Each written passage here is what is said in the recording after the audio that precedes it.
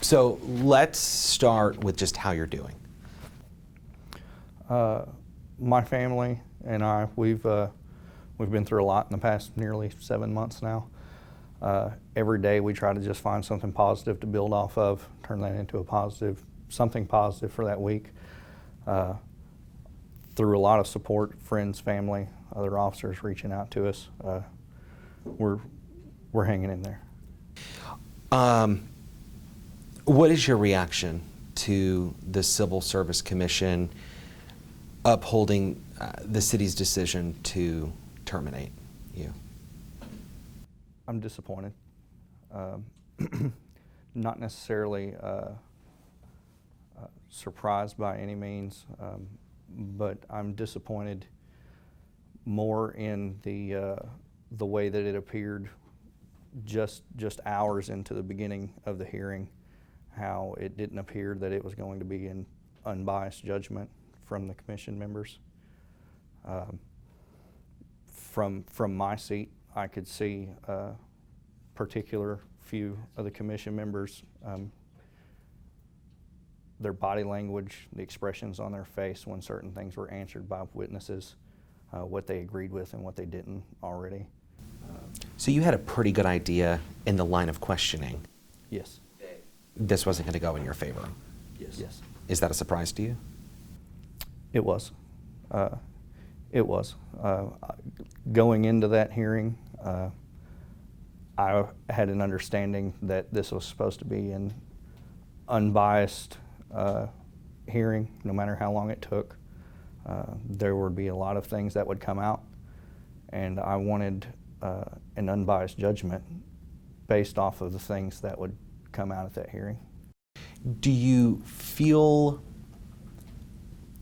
like they were there questioning the shooting in general rather than the policy violation that you were fired for? That's probably the largest part of my disappointment in the hearing, the route that it was allowed to take. I was terminated for a policy violation, and it seemed as if a majority of what we talked about at that hearing had to do with tactics and other things that I was never found to be in violation of to begin with. I found it very concerning that the commission allowed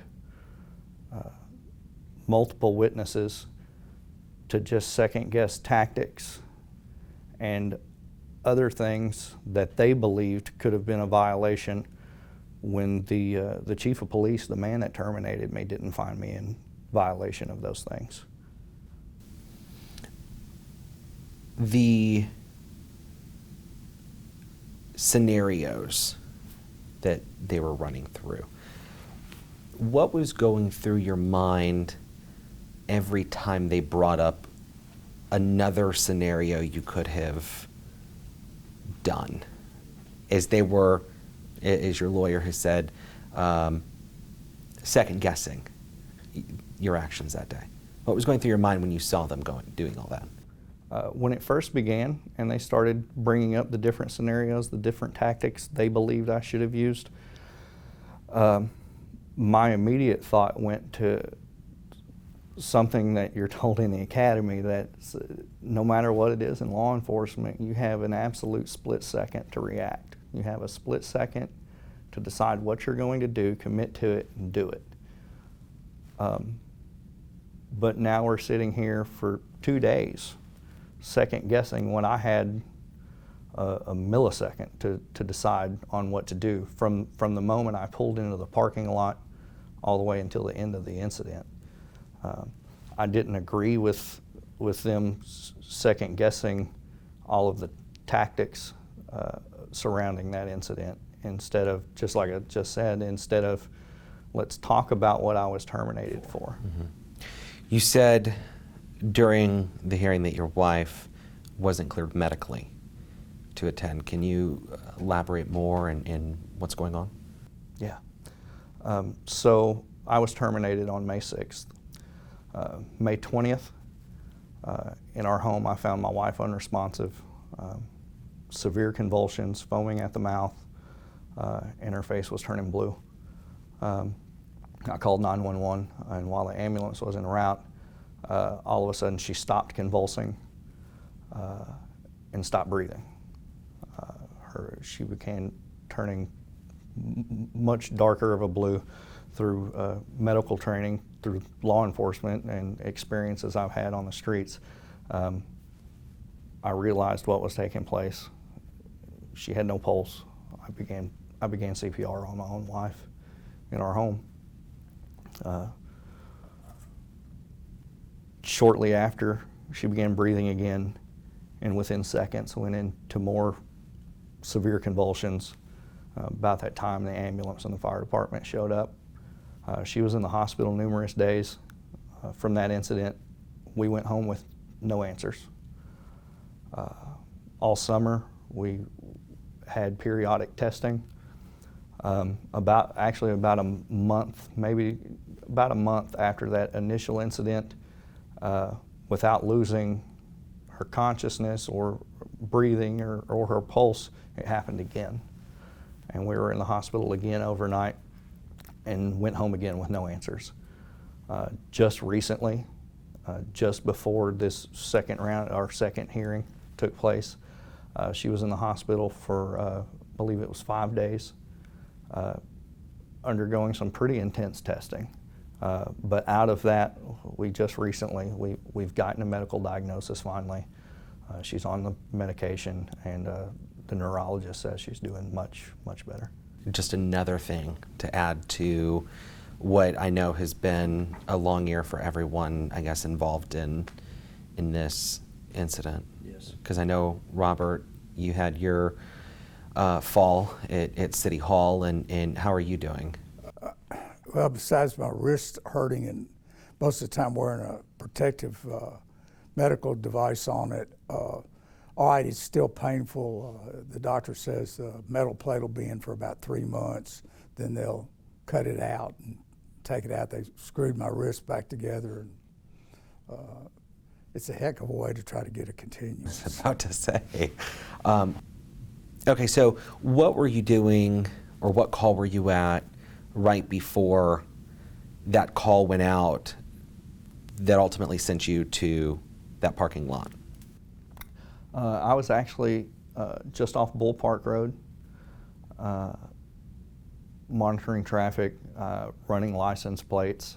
We had a recent string of vehicles being broken into in that area, just being a presence. And a vehicle actually had just passed me, and when I looked at the license plate, it was paper, but it was made out of construction paper, and the date on it was written with what looked like to be a Sharpie, so it was a homemade paper plate. I pulled out behind it, and before I could even do a traffic stop on it, it turned into a driveway. At that time, as I got out of the car to tell them to stay in the car, because usually that means they're about to jump out and run, I realized that there were 2 young juveniles in the car. I approached the car, and immediately I can tell when I start talking to them and ask them, you know, what's going on, the driver almost seemed hesitant to tell me something because his friend was next to him. So I asked him if he could just step out to separate that so we can just have a conversation. And immediately at the back of the car, he started to break down, and he explained to me that he worked 2 jobs. He supported his mother and his siblings. He had just recently saved up the money to get that car. He had paper tags for it, but they had expired just a few days prior to that. And so he made that just hoping that it would get by. I had a talk with him about, you know, what could happen due to those kinds of things, and that if he were to get pulled over with that expired paper tag, and he would just be open and honest the way he was with me, chances are officers would have compassion with him and understand that he was just trying to do the right thing. So short conversation, had him get back in the car, and just before I left, I asked him to put the original paper tags back on the vehicle. He did that, I drove away. About that time, yeah. And then just as I was coming to the stop sign at Bull Park, a detective keyed up asking for any units in the area of 12th and University. Okay. And I know that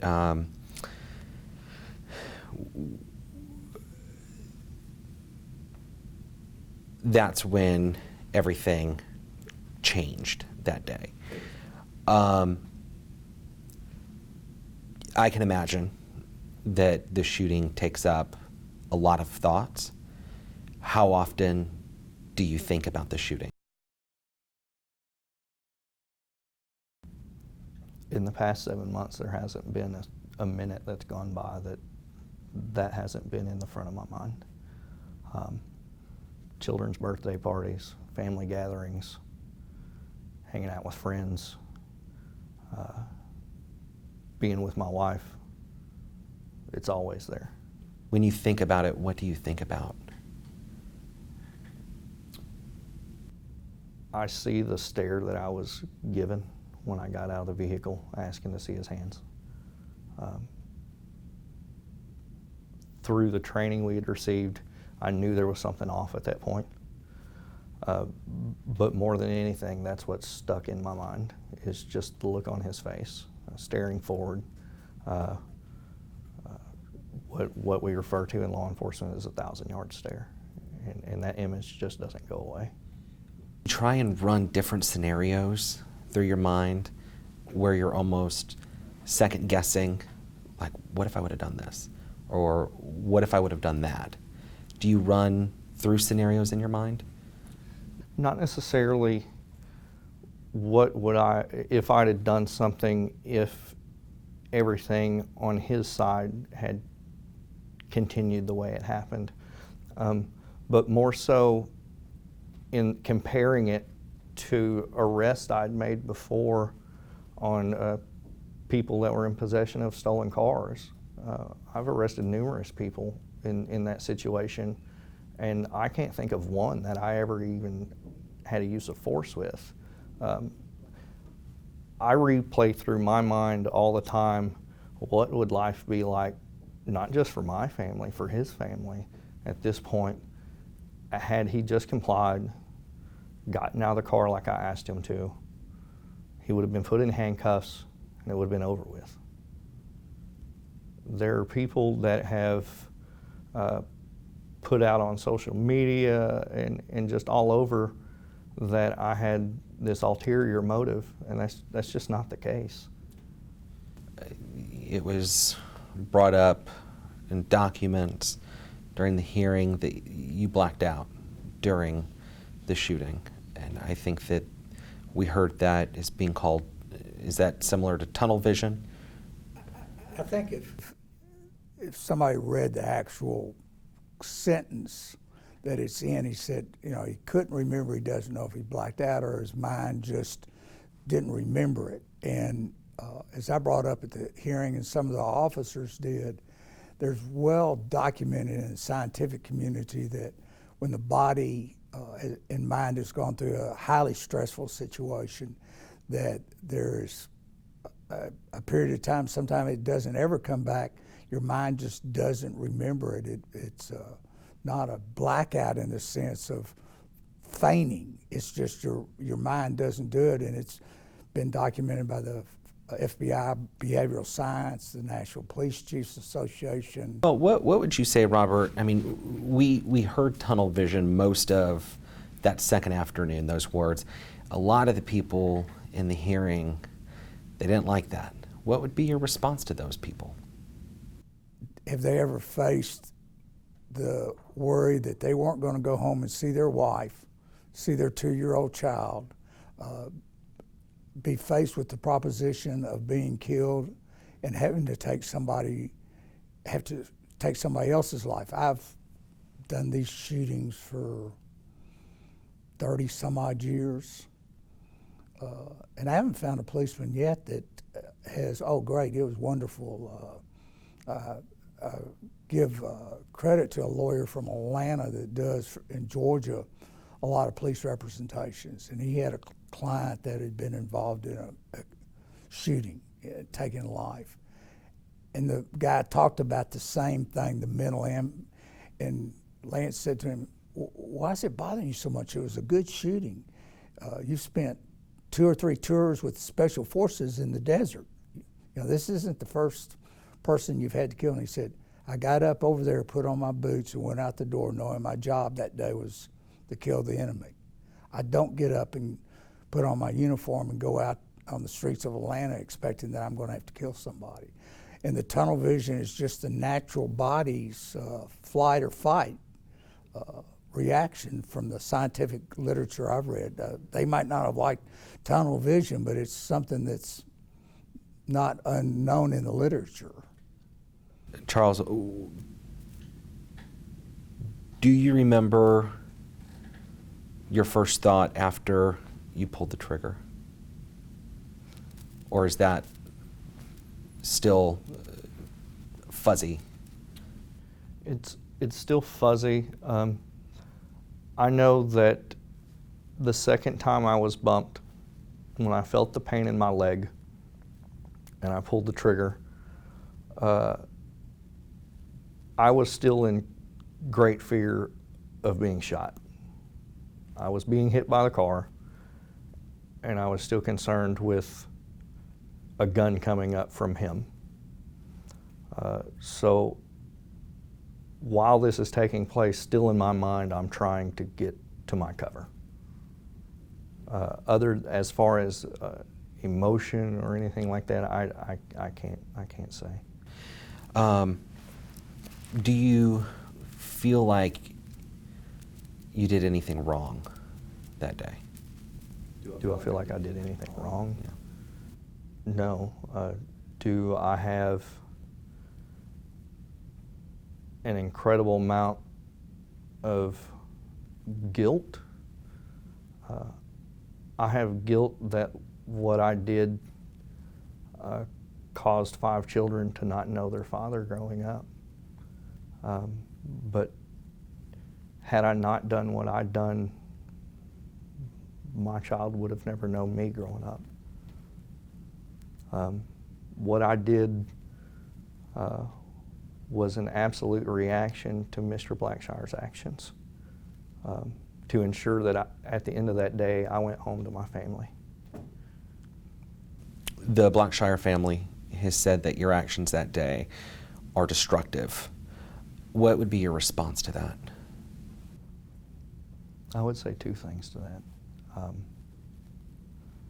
My actions that day were based off of the non-compliance of the lawful orders I gave to Mr. Blackshire to just get out of the car so I could place him under arrest.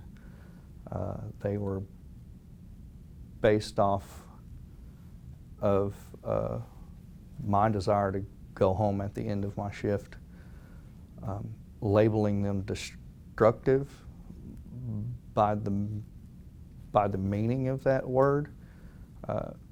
I took someone's life.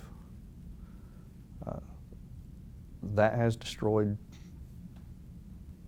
their family, and understandably so. So while I may disagree with them labeling it as that, I understand why they would say that.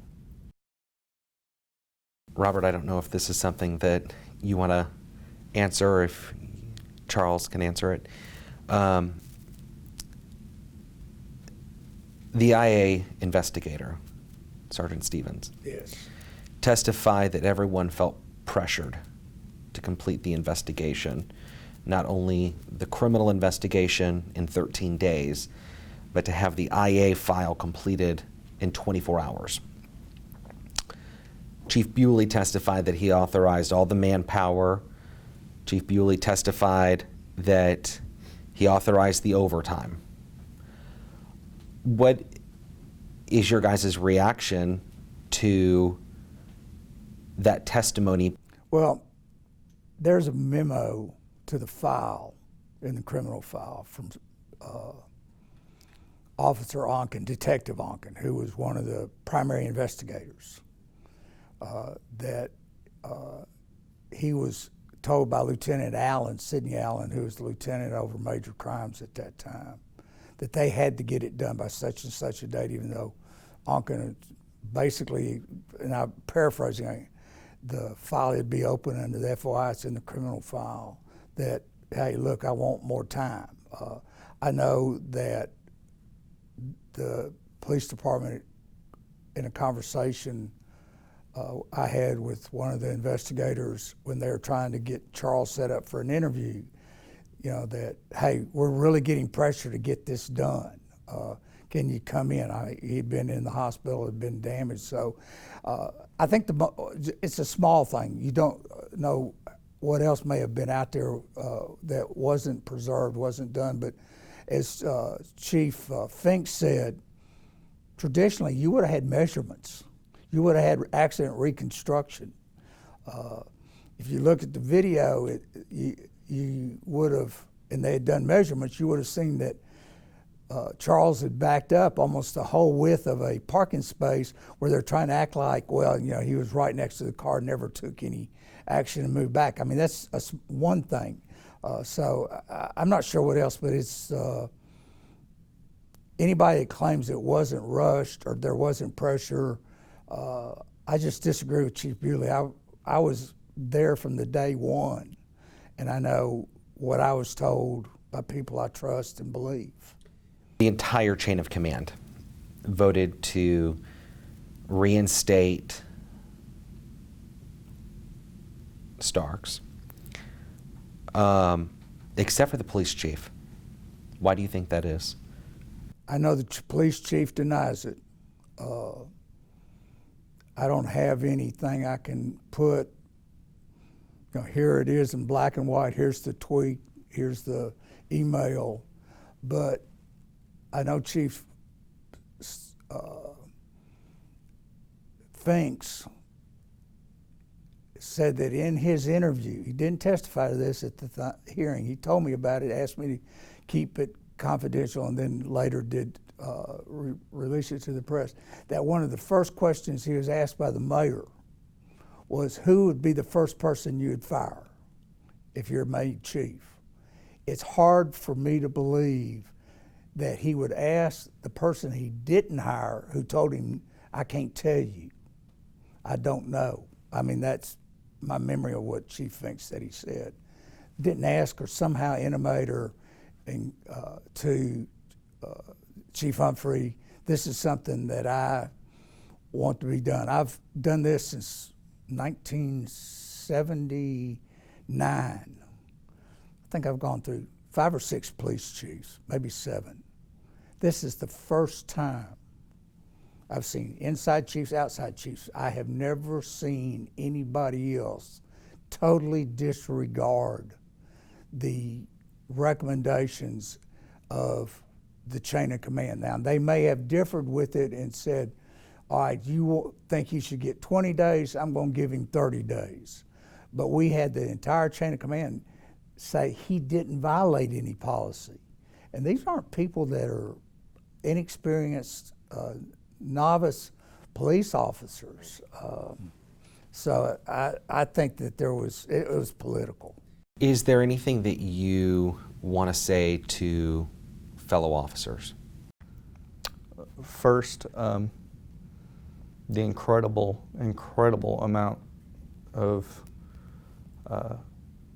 concern, support, the phone calls, the texts, the messages, the letters, the cards, everything that my wife, my family, and I have received. It hasn't been unnoticed. We are incredibly appreciative of the support. Secondly, I just want to tell them, don't give up. Don't let this be a reason that you consider not doing the job you love.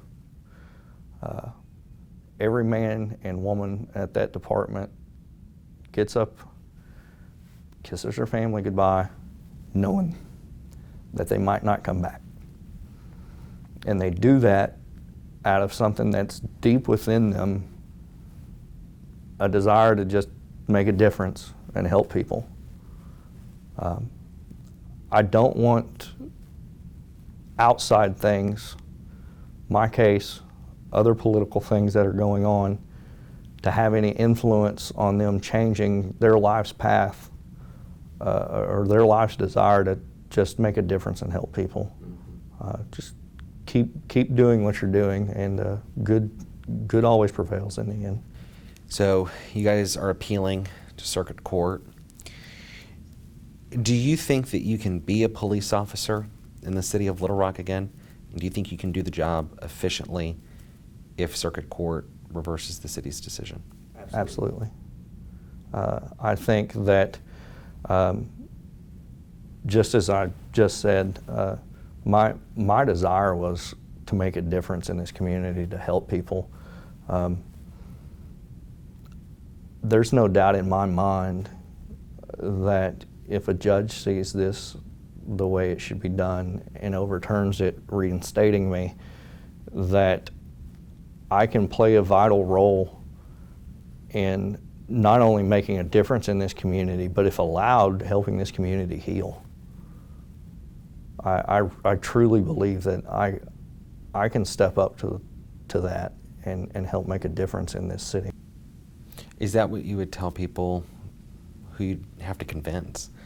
I mean, if you civil service didn't think for whatever reason that you shouldn't have your job back, you know, the police chief thinks that. Is that what you would tell them in hopes that you can convince them to change their mind? That I can help this community heal. I would tell them that the basis of my termination was not correct. I should not have been terminated. That's what, as the entire chain of command and numerous other witnesses testified to, I never should have been found in violation of that policy, much less terminated for it. That's what should overturn my firing. But I have no qualms about telling them when my termination is overturned that I would absolutely love to be involved in helping this community on both sides, even the officers when involved in high stress situations, helping them recover from that, not physically but psychologically. It is absolutely horrible what you go through on the other side of that shooting.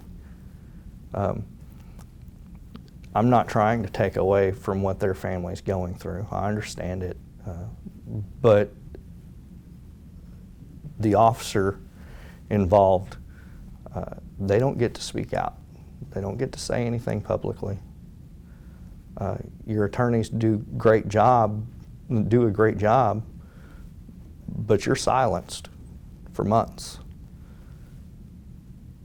And the nights that you wake up at 2, 3 in the morning, your spouse is asleep, your child's asleep, your mind's absolutely racing,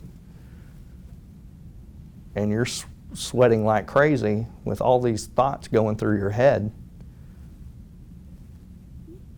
What do you do? You know, what do you turn to? What do you do?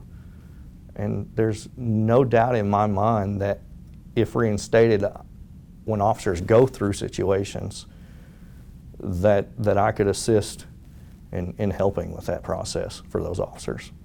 What do you do at 2 or 3 in the morning? A lot of prayer. I've been seen walking through my neighborhood a lot at 3 o'clock in the morning, just looking up, questioning why. And it's not necessarily that you go to bed with an easier feeling, but it helps to just vocalize things, even if it is to yourself, God. It just get up, walk around, express your frustrations. Obviously at 3 in the morning you can't go outside and just scream, but I've found that getting up, walking, there's been numerous nights that I've gone in the backyard, and we have a fire pit in our backyard, lit a small fire and just sat out there and looked at the stars and talked to God.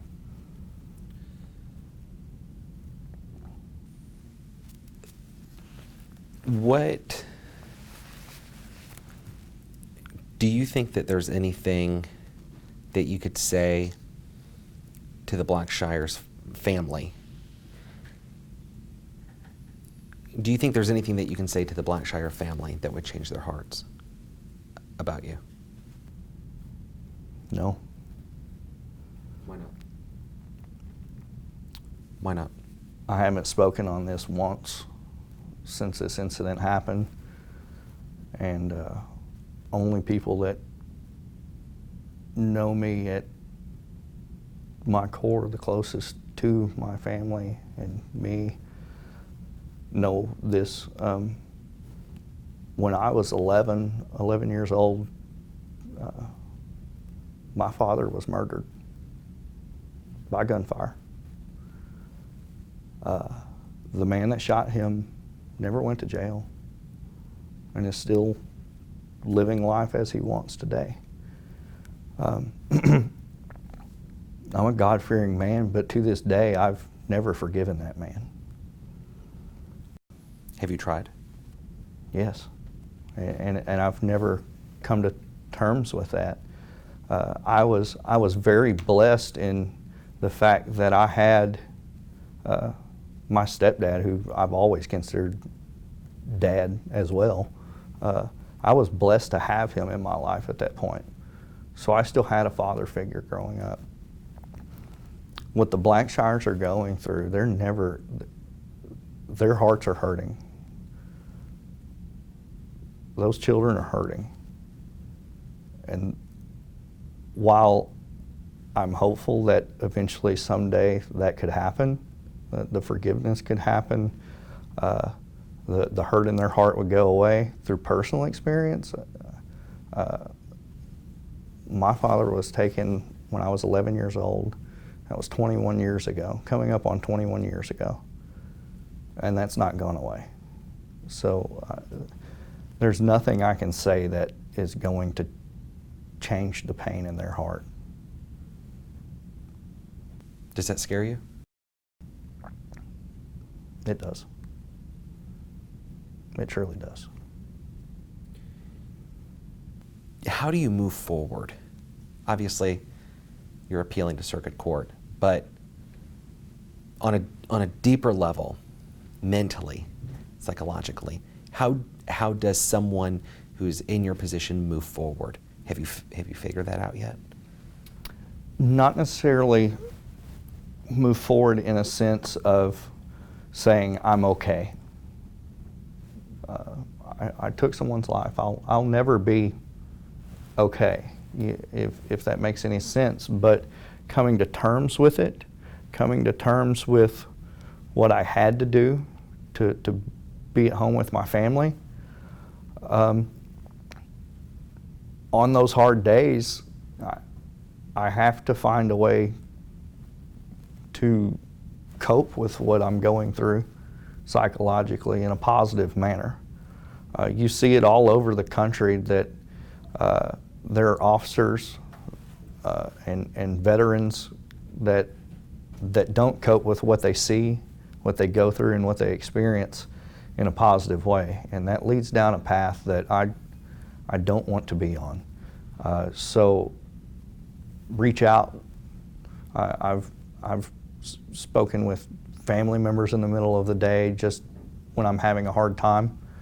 There have been days that unannounced I've shown up at the FOP Lodge hoping that there would be someone there that I can just talk to.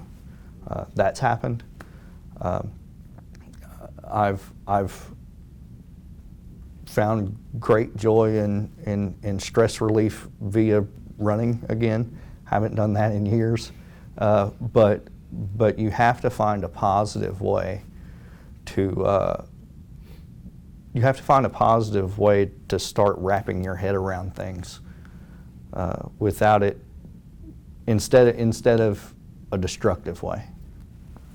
Mitch, one of the things that Little Rock does do, and I'll give them credit, and it wasn't started under this mayor or this police chief, but a number of years ago, is that if you're an employee, initially, and Charles was sent to EAP, and EAP works with them and says whether they're ready to go back to work, and Charles was cleared to go back to work. But that's available, and it's one of the things that Little Rock does do that helps the officer. If he really gets down, that they can go without any stigma. The other thing that you're talking about circuit court, I think that's important. You mentioned the chain of command, clearing him. The commission wouldn't let me put it on, but Sergeant Stevens, who was the IA investigator, when I talked to him, he said, I do not think he should have been fired. Assistant Chief Fulk, if you remember, I don't know if you were there during her testimony, and while she thought there was a technical violation of the policy, they wouldn't let her, with 25 years I think she has, she said, I wouldn't have fired him. I don't think he should have been fired. And the sergeant had just retired with 38, so it's not even those that within the department that thought there was a violation. There wasn't anybody other than the chief that thought he should be fired. And even the chairman of the commission voted no on the punishment. I don't know if I have a couple questions about LRPD. I don't know, and feel free to step in if you'd like. Do you feel you in the Civil Service Commission there was a lot of conversation about training, approaching a car from the front. Do you feel, and again, feel free to step in, do you feel that LRPD failed you when it comes to training, when it comes to approaching a car from the front? The Blackshires have sued, claiming that there was not adequate training, so I'd rather Charles not answer that. Okay. I will answer it is there can always be more training. It's, what is foreseeable, what is done. LRPD, I'm not exactly certain of this, but they do probably about 4 or 5 more weeks of training than the Arkansas State Law Enforcement Academy does. And as I think several witnesses from training said, there's not enough time to train on every scenario. And that's why the U.S. Supreme Court has said in deadly force things, it's you don't quarterback it. You don't judge it from the comfort of a judge's chair. You judge it from what would a reasonable police officer do at that moment with no time to sit there and contemplate all kinds of permutations of an event. So, yeah, it'd be lovely if they had 5 years worth of training before they went on the street, but the city even chose to cut down on the budget this year for training on the number of bullets that they had for practice. Okay. Is there anything else that you want to say or bring up that I haven't touched on? I just want to let people know that